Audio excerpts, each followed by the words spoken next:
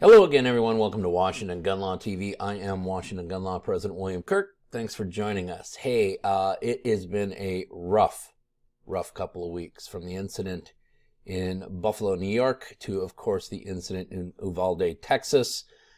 Terrible tragedies across the country. And, of course, that has people on both ends of the political spectrum screaming bloody murder about what the solution to the problem is. Now, there are plenty of other people out here in the YouTubeverse who are going to share their 2 cents on what needs to be done or what doesn't need to be done here. We're not going to engage in that discussion here. Instead, we're going to help our Washington State legislature out today, because God knows they need some help.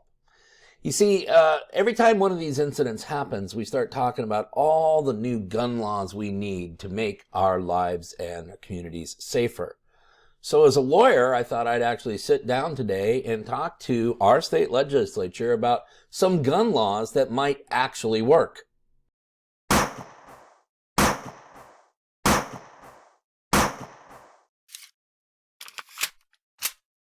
Okay, so the issue we're going to be talking about, and I'm going to start this with the disclaimer, because I have told you time and time again at Washington Gun Law that our job is not to advocate for the creation of new laws, and our job is not to advocate for the abolition of pre-existing laws.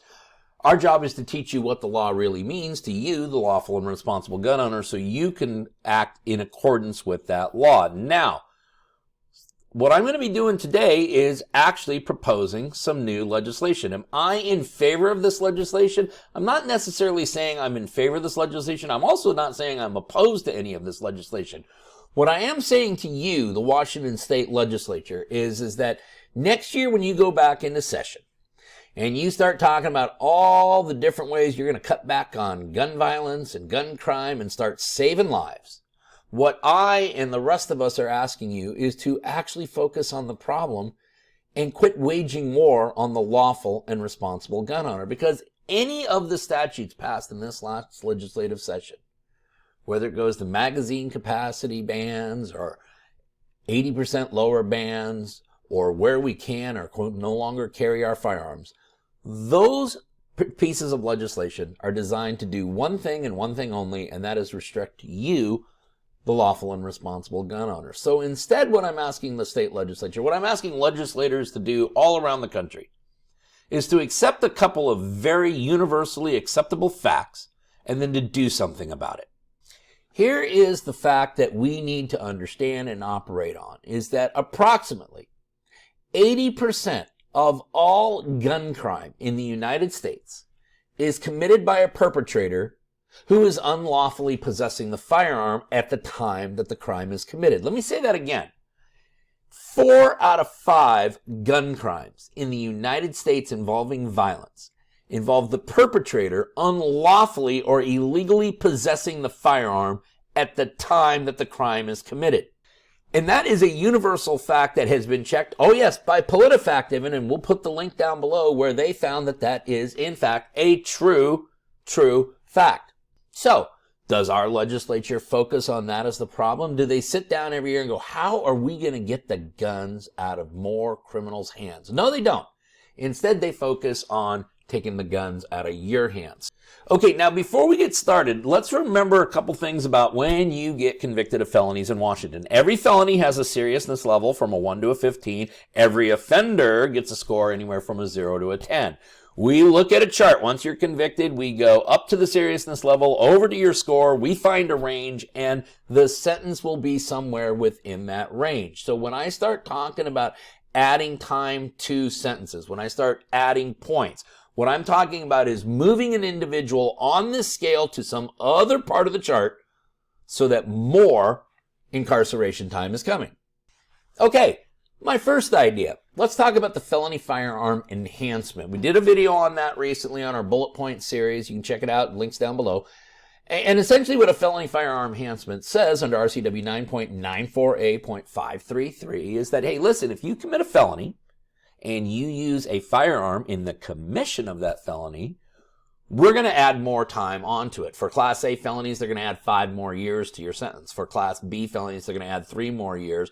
And for Class C felonies, they're going to add another 18 months to your sentence. That's consecutive to any time that you get on the original charge. Now, my beef is that there's no differentiation between a person who lawfully possesses a firearm and then commits a felony with it versus a person who is unlawfully possessing the firearm and then committing a felony. So when we look at this big, long enhancement statute, which is, of course, a bunch of legislative word salad, what my suggestion to the state legislature would be to add another subsection right here that basically doubles all of the time if the individual is in unlawful possession of a firearm at the time that the felony is committed.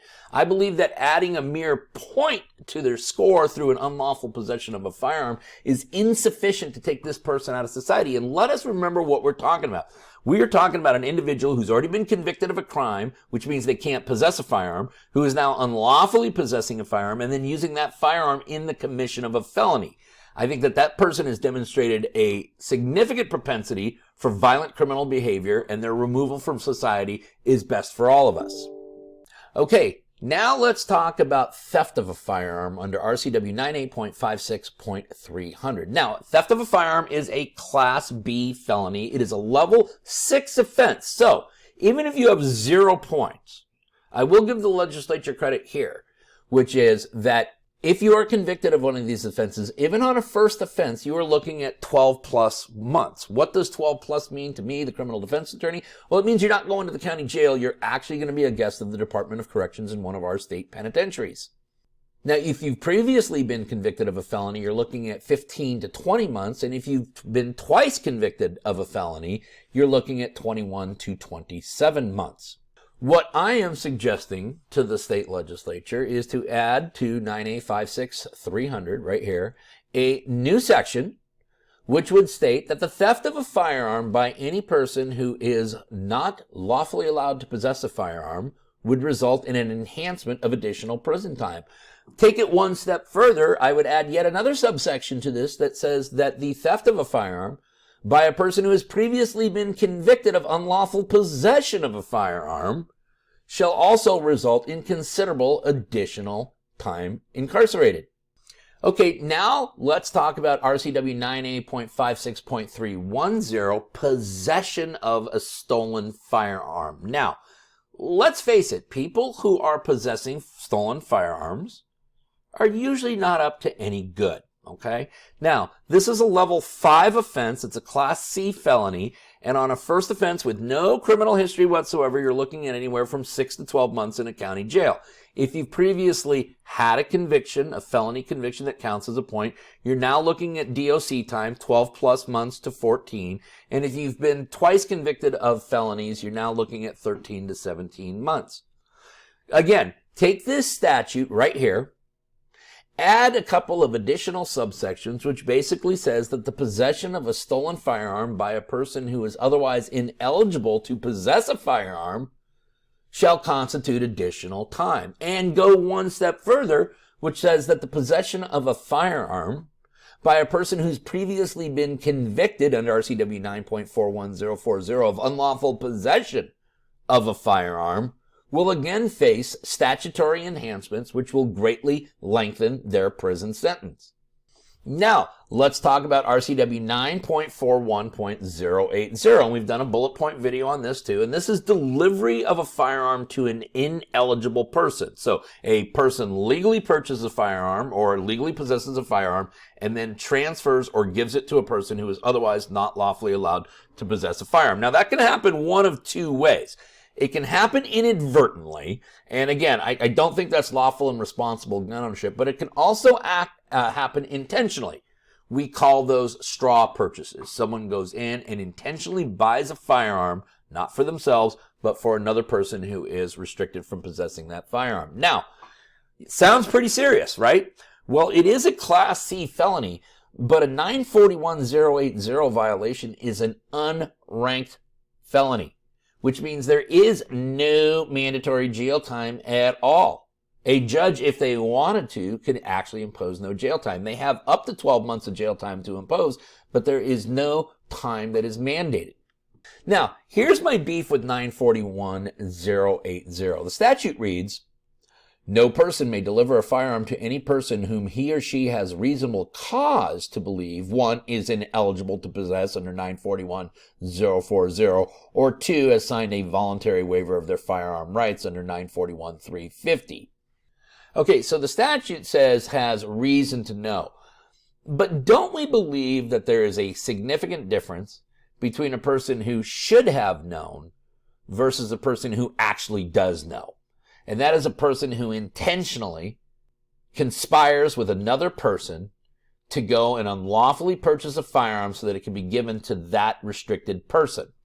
So, my suggestion to our wonderful state legislature is to redraft RCW 9.41.080, a statute which looks like this, add another section to it that would go right here, and make it a much more serious offense if the prosecution can prove that the unlawful purchaser and deliverer of the firearm did so with intent and knowledge that the person was in fact restricted, but did so to help assist them in arming themselves.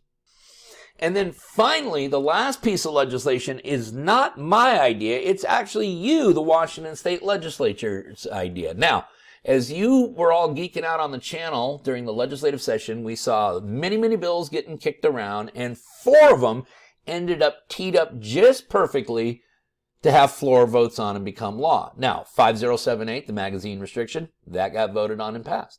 1630, a restriction on where you can carry firearms to more places, that got a vote and passed. And 1705, a restriction on untraceable firearms and 80% lowers, that got voted on and also passed. But what about Senate Bill 5561? You see, that one was teed up just like the rest of them, and it never got a vote. Why is that? Well, what did 5561 did? Well, 5561, for those of you who watched our videos on how to restore your rights if you've had your rights taken from you by a court of law for a conviction, what 5561 would have said is, hey, listen, if the felony that you lost your firearm rights over involved the use of a firearm, then the time limits for when you become eligible to restore those rights, we're going to lengthen those out. We're going to make you go a little bit longer and prove to us that you're a good functioning member of society. And in addition to that, we are going to place some additional burdens on the petitioner, the person asking to get their rights back. We're going to place a few additional burdens on them so that they can demonstrate to us, the court, that they are not a propensity to commit violent acts in the future. So here it is. We got a piece of legislation that actually addresses some of the problems. This is a person who's shown propensity for violence involving firearms, wants to get their gun rights back, and we're saying, hey, not so fast. We're going to make you prove it to us, okay? And what does the legislature do with that piece of legislation? They sit on it and it dies on the vine. Now, what do all 5 pieces of my proposed legislation have in common?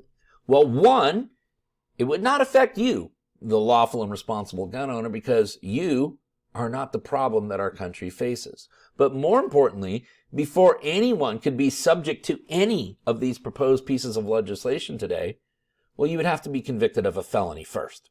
So to all of you on both sides of the aisle in Olympia, when you're back in legislative session again next year, and you're kicking around all the ideas that are going to save lives and make our communities safer, focus on the problem and the problem people. Take those people off the streets and watch the crime go down. Listen, you may have more questions about this or anything else related to your Second Amendment rights, and if you do, don't ever hesitate to contact us at WashingtonGunLaw.com, or of course you call us directly at 425-765-0487. Now, let's remember, part of being the lawful and responsible gun owner, like we talk about all the time here at Washington Gun Law, is to know what the law is in every situation and how it applies to you in any instance that you may find yourself. Until next time, thanks for watching. Stay safe.